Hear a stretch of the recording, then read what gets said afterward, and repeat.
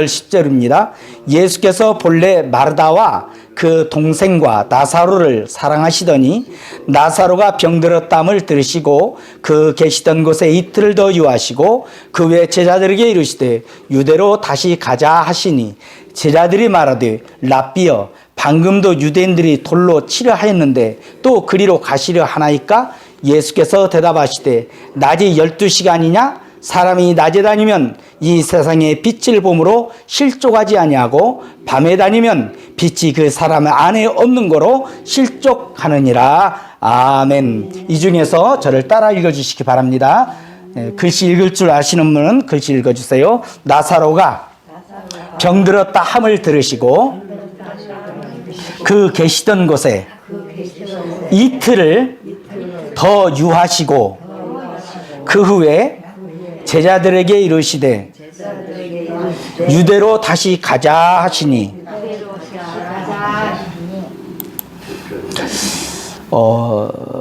베단이라는 곳은 어디냐면 여기가 베단이라는 것이 베단이. 오늘 그 처음 예배에 참여하는 분들을 위해서 제가 그 배경을 잠시 동안 설명해 드리겠는데요.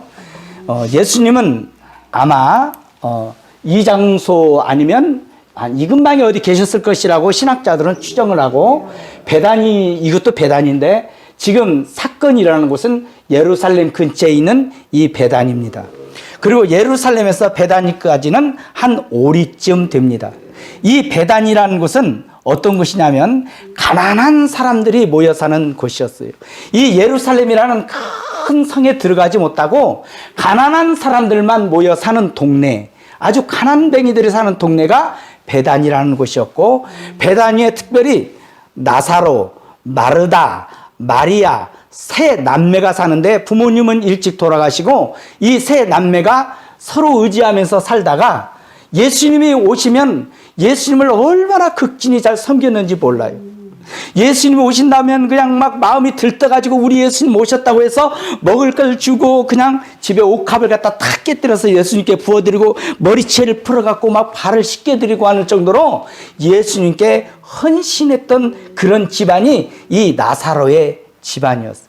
그래서 오늘 본문에 보면 예수님이 본래부터 따랄까요? 예수님이 본래부터 나사로를 사랑하시더니, 그런데 그 나사로가 병이 들었어요.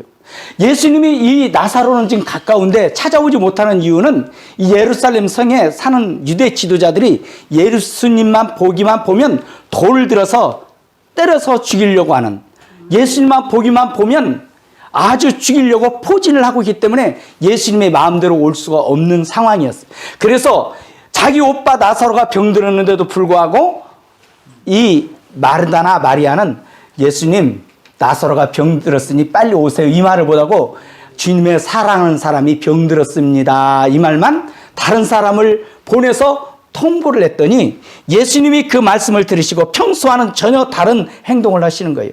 평소 같으면 나사로가 나았다 말씀 한마디면 그 말씀은 천지를 지은 말씀이니까 나사로가 딱 나와버릴 텐데 나사로 나왔다 이런 말씀도 안 해주시고, 가자 당장 오는 것도 아니고 뭐라고 말씀하시냐면 이 병은 죽을 병이 아니라 하나님의 영광을 위하며 하나님의 아들이 이를 통하여 영광을 얻고자 함이라 말씀해요. 그러니까 이 병은 하나님이 큰 기적을 베풀 병이구나, 이 병은 죽을 병이 아니란다, 이 병은 하나님의 영광을 위한 병이란다, 이 병은 하나님 아들이 영광 얻을 병이야, 그렇게 생각을 했는데 예수님이 당장에 가지 아니하시고 이틀을 일부러 안 가시는 거예요. 왜? 나사로가 죽기까지 기다리는 거예요. 나사로가 죽어버렸어요.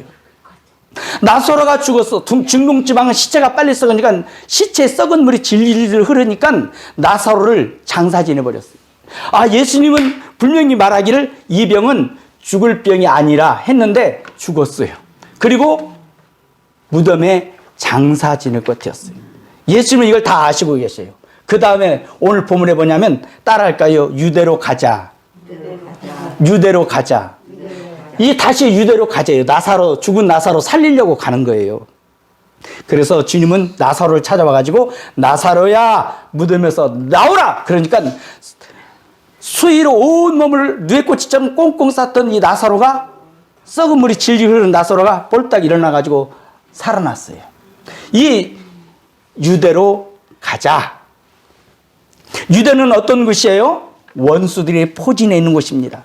유대는 어떤 곳이에요? 이미 나사로가 죽어서 썩은 물이 질질 흐르는 절망적인 상황입니다.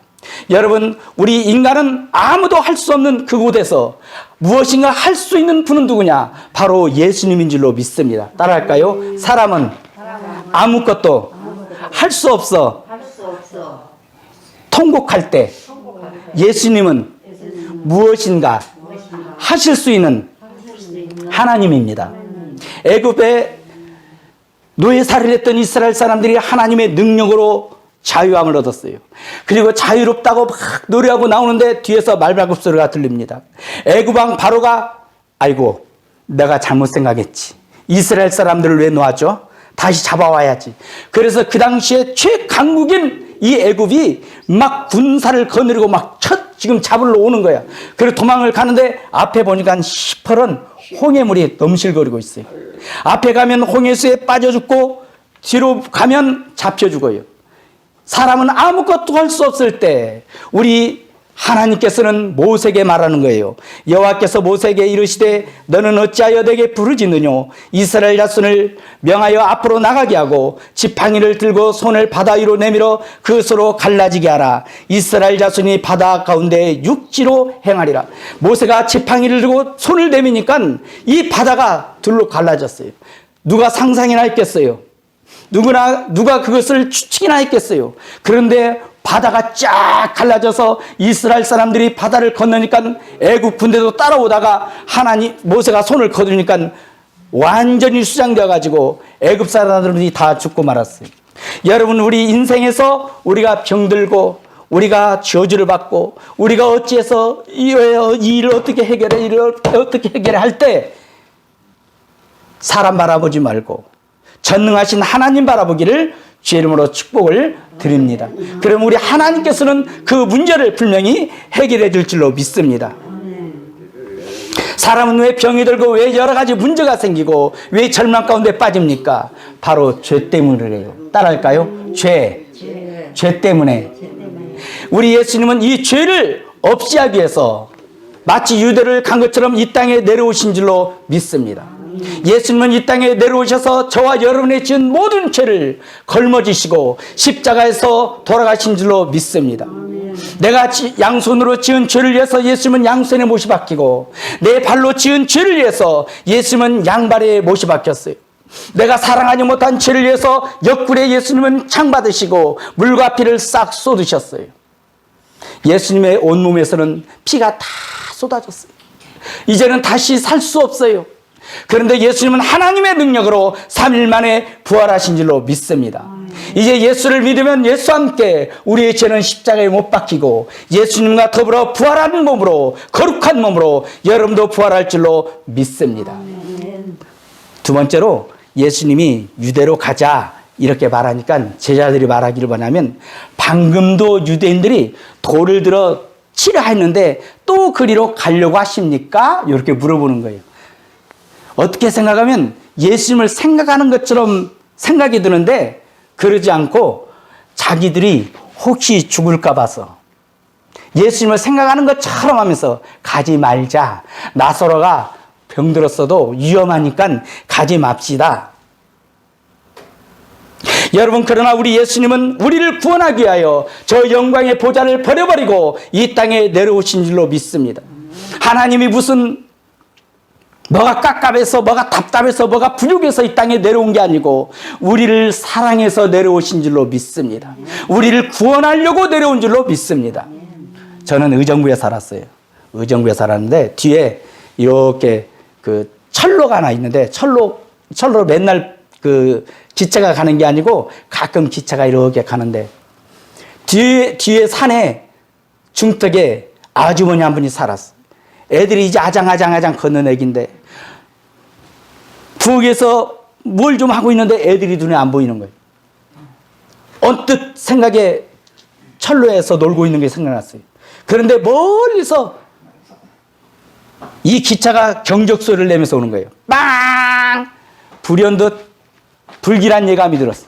그래가지고 그냥 이 아주머니가 있는 힘껏 막 달려들어왔어. 그랬더니 자기 두 남매가 기차 그 안에서 돌을 가지고 노는 거예요. 나오라고 막 고함을 치르면서 뛰어가도 애들은 끈떡없이 그대로 있는 거예요. 그러니까 이 엄마가 죽으라고 달려오는데 기차는 멈추지 못하고 빵! 빗길하고 막 빵! 오는 거예요. 이거 어떡하냐, 저거 어떡하냐. 사람들은 어떡하냐고 발만 동동거리는데 어떻게 해요? 이 아줌마가 쏜상같이 오더니 애들 갖다가 안아가지고는 밖에다 다 집어 던져버리는데 그만 이 아주머니는 기차에 치여서 돌아가시고 말았어요. 왜 이분이 기차 안에 뛰어들었어요? 다른 사람은 안 뛰어드는데 왜 뛰어들었어요? 자기 자식들 살리려고 뛰어들었어요. 자기 자식들 살리려고 뛰어들었어요. 예수님이 왜 십자가에 올라가셨어요? 우리를 구원하려고 올라가셨어요. 우리를 위해서 대신해서 십자가에서 형벌을 받으려고 십자가에 올라가신 줄로 믿습니다. 여러분, 우주에 대법칙이 있는데 죄값은 사망입니다. 따라합시다. 죄의 가격은 사망이래요. 아무리 큰 죄, 작은 죄 지었을지라도 죄의 가격은 사망이에요. 예수님은 이 사망에서 우리를 해방시키려고 하나님 되신 예수님이 죽음을 맛보신 줄로 믿습니다. 세 번째로 예수님이 유대로 가자 그러니까는 방금도 돌로 치료했는데 다시 그리로 가려 합니까? 겁을 먹고 하는 거죠. 지금 겁을 먹고. 여러분, 우리가 예수님을 따라가려면 죽음도 각오해야만 될 줄로 믿습니다. 예수님과 영광을 얻기 위해서는 예수님과 고난도 받아야 될 줄로 믿습니다. 우리 동네에 그때가 1970년대쯤 될 거예요. 중동 바람이 불었어요. 그러죠? 어르신들 중동 바람 알잖아요. 그래서 막 남자들은 중동에 가가지고 그 더위에서 돈을 막 벌어가지고 고국에 보내는 그런 때가 있었어요. 우리 동네에서도 많은 남자들이 갔어요. 강아무개 아저씨도 가서 열심히 일을 했어요. 그래서 돈을 많이 벌어가지고 집에 보냈더니 강아무개 아주머니는 그걸 받아가지고 카바레에 가서 춤을 추고 돈을 다 낭비했어요. 돈을 주니까 자꾸 돈을 낭비하는 거예요. 낭비하고 또 낭비하고 또 하는. 그런데 박아무개라는 아주머니가 있는데 박아무개라는 아줌마는 돈을 주면 그걸 가지고 은행에다 저축을 하는 거예요. 은행에서 또 저축을 하는 거예요. 그러고는 새벽에 일어나가지고 요구르트를 가지고 요구르트 장사를 해서 돈을 갖다 보태는 거예요. 그래가지고 집도 샀어요. 그런데 어느 날 편지가 왔어요. 중릉에서 고국으로 돌아온대요. 그러니까 얼굴이 갑자기 낯이 팍 그냥 흑빛으로 변하고 그냥 안절부절하는 분이 누구겠어요? 강아무개 아주머니. 이 어떡하냐, 이게 남편 오면. 이 어떡하냐, 이거 큰일 났다. 어떡하냐, 이거. 내가 남편한테 어떡하냐, 도망가 버렸어. 그런데 박아무개 아주머니는 남편이 온다니까 딱 택시를 가지고 타시라고. 딱 가니까 뒤에서 박아무개가 하시는 말씀이 아니 여보 우리 집 가는데 아니잖아. 그냥 아무 말씀도 하지 말고 가셔요. 그냥 저 택시 타고 어디를 가가지고 큰 집 앞에 딱 내려서 딱 보니까 박아무개 자기 문배가 딱 있는 거야. 그러니까 와락 끌어안고 여보 고생했어요. 여보 고마워요. 여보 고생했어요. 나 없는데 참 고생했어요. 우리 예수님을 저 천국에서 만나려면, 기쁨으로 만나려면 어떻게 해야 되겠어요? 예수와 함께 고난도 달게 받게 되기를 주의 이름으로 축복을 드립니다. 베드로전서 4장 12절로 13절에 보니 사랑하는 자들아 너희를 시련하고 오는 불시험을 이상한 일 당하는 것 같이 이상히 여기지 말고 오직 너희가 그리스도의 고난에 참여하는 것으로 따라할까요? 즐거워하라. 예수님 때문에 고난이 올 때 어떻게 하냐면 즐거워하래요. 예수님이 때문에 예수 믿는다고 고난이 올 때 왜 이러지? 내가 잘못 믿나? 예수 믿는데 내가 이상하네? 이런 생각지 말고 따라합시다. 즐거워하라. 예수님도 나를 인하여 너희를 욕하고 핍박하고 거짓으로 거스려 너희에게 모든 악한 말을 할 때 너희에게 복이 있나니 기뻐하고 즐거워하라. 너희의 상이 크미니라. 너희 전에 있던 선지자들 이와 같이 핍박하였느니라. 할렐루야. 범브란트라는 목사님이 계시는데 공산권에 의해서 잡혔어요. 모진 고문을 당합니다. 거꾸로 매달아 놓고 코에다가 주전자에다 고춧가루 물어가지고는 확 듣고 배가 이렇게 맹꽁이 배처럼 나오면 발을 꽉 밟아가지고는 괴롭히고 발톱 밑에 손톱 밑에다가 이런 대고장이를 막 쑤시고 얼마나 힘들고 얼마나 괴롭겠어.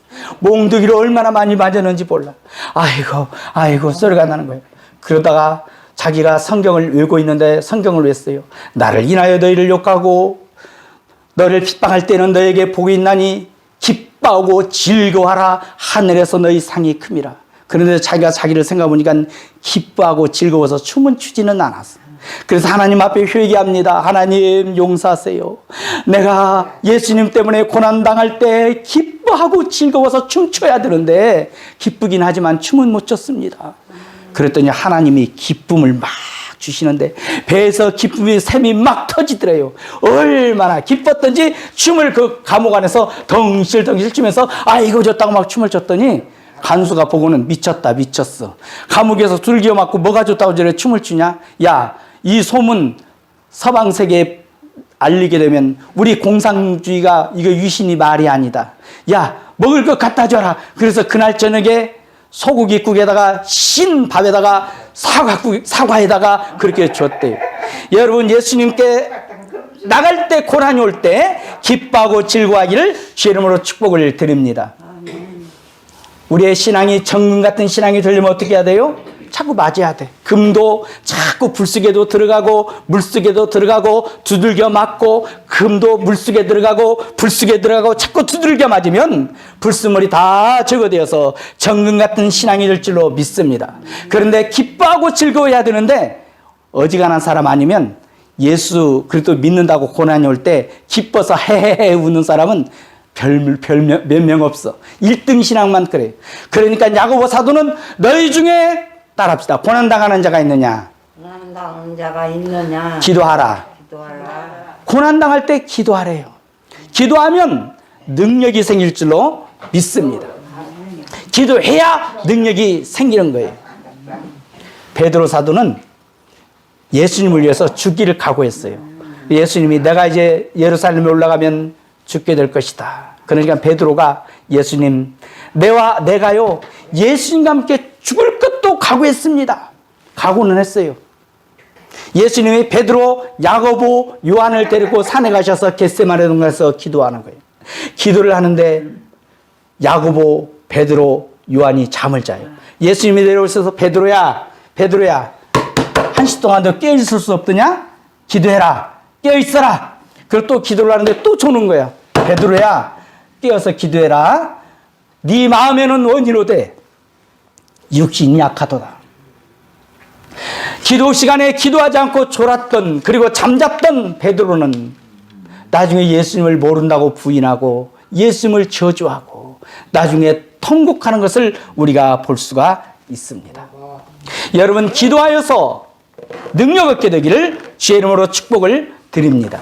마지막으로 이제 주님께서 말씀하시는 게 뭐냐면 제가 읽어드릴게요. 제자들이 말하되 낫비어 방금도 유대인들이 돌로 치려 하였는데 또 그리로 가려 하시나이까? 예수께서 대답하시되 낮이 12시간이냐? 사람이 낮에 다니면 이 세상의 빛을 보므로 실족하지 아니하고 밤에 다니면 빛이 사람 안에 없는 거로 실족하느니라.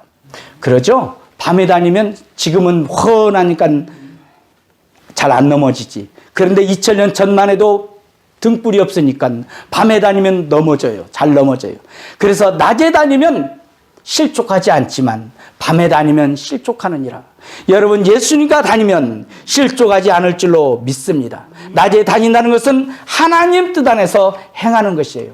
여러분 예수님과 함께 하는데 예수님과 나사로를 지금 살리려고 가는데 누가 예수님을 죽일 수 있겠어요?